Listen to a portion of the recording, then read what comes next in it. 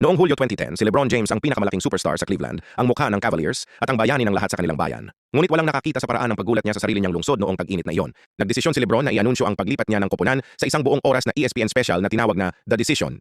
Sa halip na tahimik na lang sabihin sa mga tao, sinabi niya sa buong mundo, dadalhin ko ang aking talento sa South Beach. Galit na galit ang mga tagahanga sa Cleveland. Naramdaman nilang napahiya sila sa live TV. Sinunog ng mga tao ang kanyang mga jersey sa kalsada at tuwing babalik siya para maglaro sa Cleveland, binubuo siya ng napakalakas. Ngunit hindi nagtapos sa mga tagahanga ang galit. Kahit ang mga alamat ng NBA tulad ni Michael Jordan at Magic Johnson ay nagsimulang magsalita at pumuna kay LeBron dahil sa hindi pagsubok na manalo bilang ang pangunahing tao.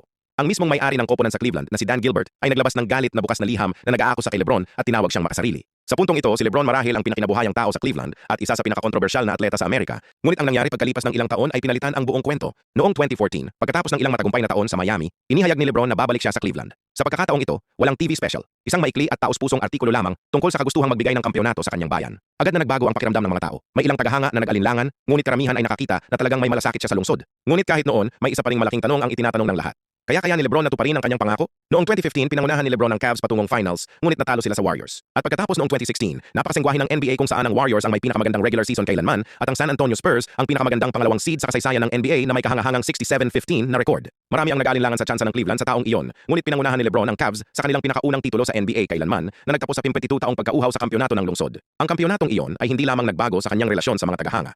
Ginawa nitong muli si LeBron na isang bayani. Nagdiwang ang mga tao sa mga kalsada, pinatawad siya ng lungsod, at naibalik ang kanyang leksyon. Mas mahalaga pa rito, patuloy na nagbigay pabalik si LeBron sa Cleveland sa pamamagitan ng kawanggawa at mga proyekto sa komunidad, na nagpapakita sa lahat na tapat siya lagpas pa sa kung ano ang nangyayari sa loob ng hardcourt.